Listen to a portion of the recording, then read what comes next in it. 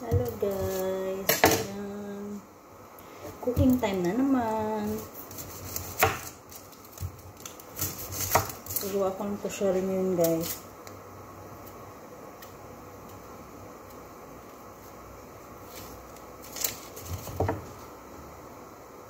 Nalula na ako sa ano guys. Kakain ng manok.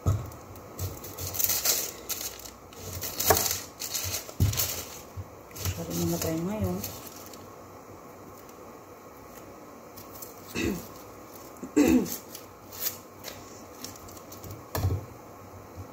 Maano lang to guys, ano yan, simple lang. Kuluan mo lang lahat ng mga ingredients. Kuluan mo yung spaghetti, yung macaroni, yung beans na brown na gagamitin para maging brown yung rice. Sha'iriyah, sha'iriyah is yung ginagamit para sa balalit, yung pinakita ko sa inyo last time na gumawa ko ng balalit, yung ginagamit. Tapos, mag-fry lang ng onion. Tapos, patuto ang sauce. Ganun lang.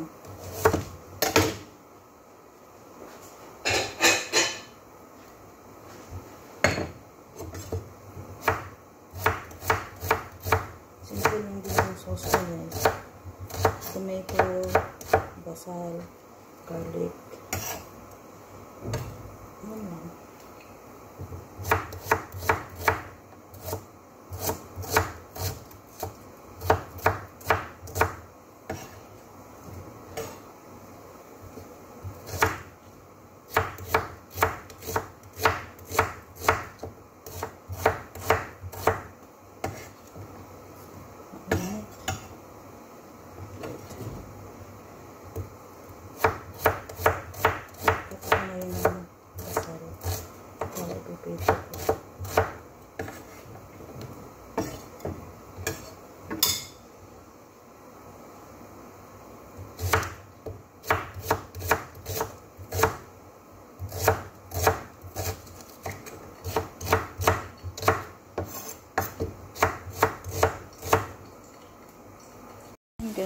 Ayan guys, ito na yung first batch na pinapakuluan ko. Meron tayong fry na basal, patay ko siya. Tapos brown ades, yung tubig niya yung gagamitin natin pang pagluto ng rice mamaya. Meron tayong hummus. Ayan.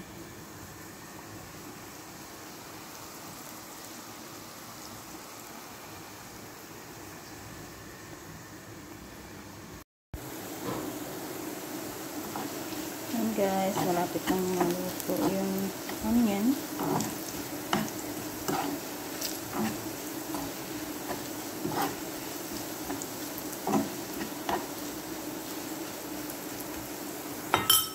Malapit na din to. Ito. So, nag-start na akong mag-brown lang sa area. Kunti lang meron ako sa available.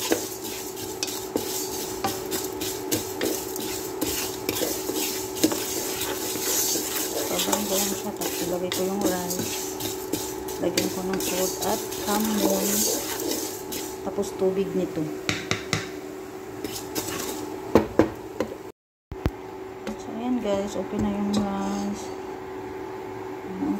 Hindi masyadong makita kasi mausok. So ayan, okay na siya. Transfer ko na siya sa harara.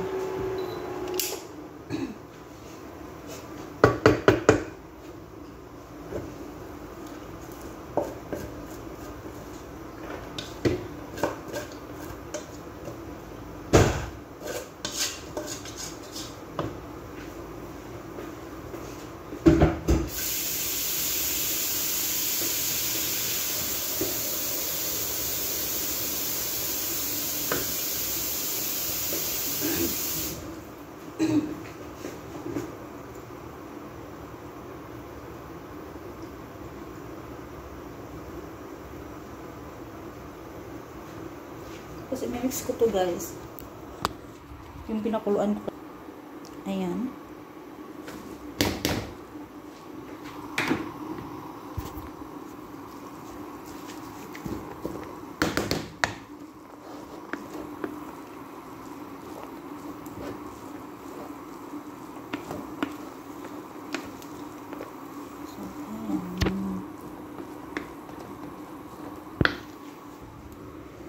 Kasi hindi ko siya mahalo ng maayos.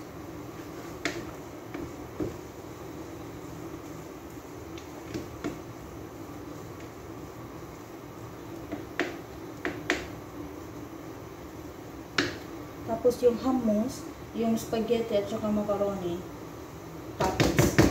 Lagay ko lang siya sa ibabaw, hindi ko na siya imimix. Sila pagkain na, sila nang maghalo.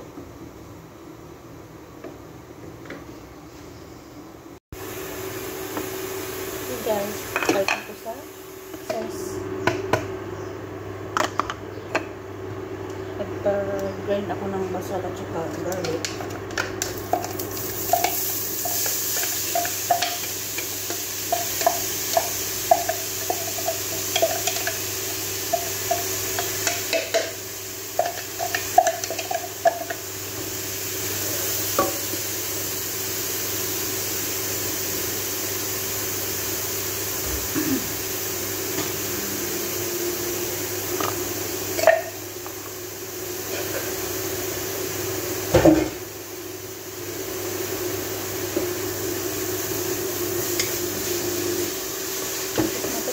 Guys,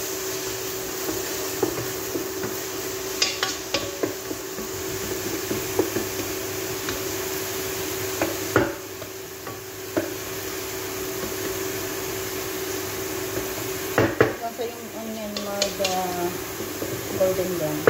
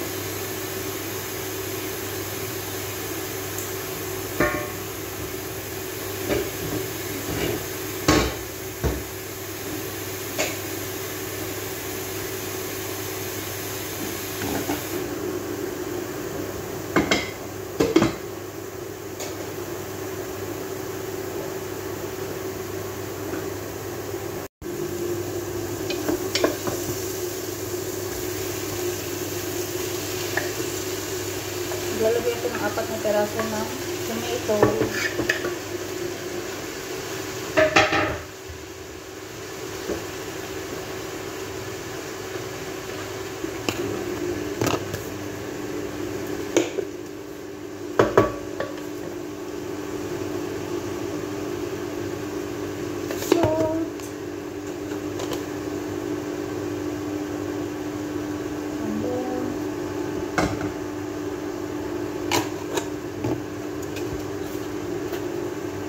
Black pepper.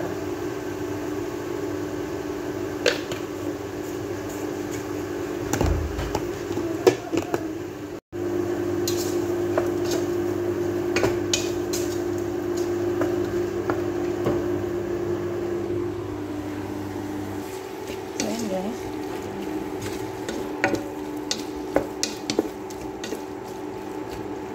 Takpan muna natin siya para mag-melt yung tomato.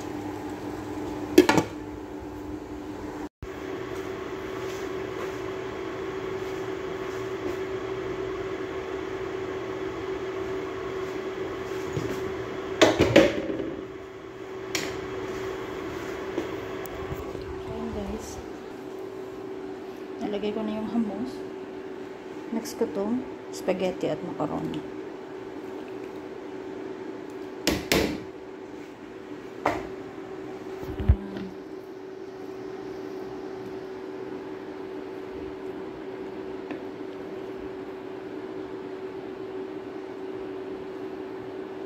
Ayan siya guys. guys. Set aside ko lang siya. Ito naman yung sauce. Ayan.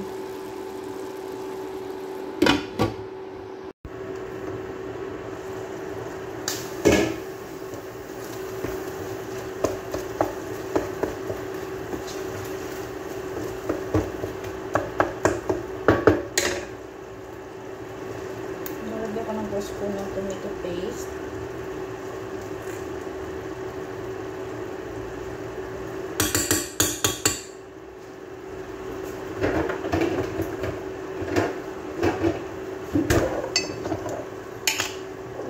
Pizza sauce, 1 big spoon.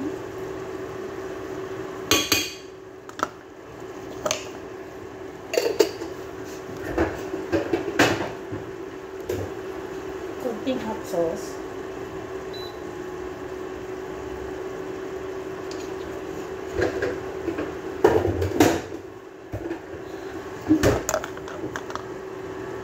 Lemon.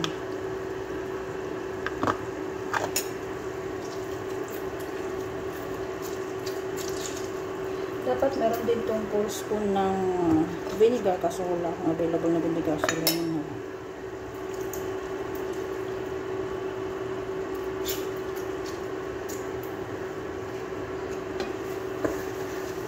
Dapat thick ko siya guys.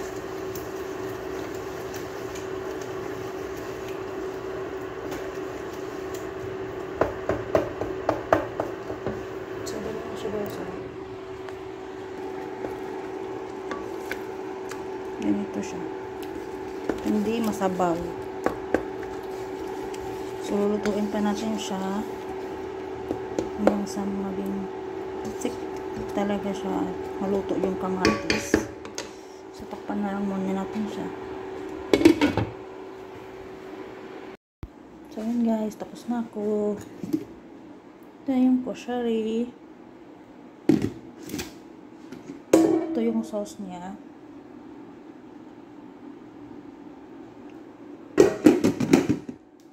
Nakagawa din ako ng shorba. So, ayan na. Ready na siya. So, ayan guys. Tapos na ako magluto. Hintay ko na lang yung amo kong babae at yung panganay na anak kasi hindi pa nakarating. So, ayan. Salamat sa panonood. Hope na mag-enjoy kayo at hindi kayo magsawang manood ng mga videos ko. Bye-bye. God bless.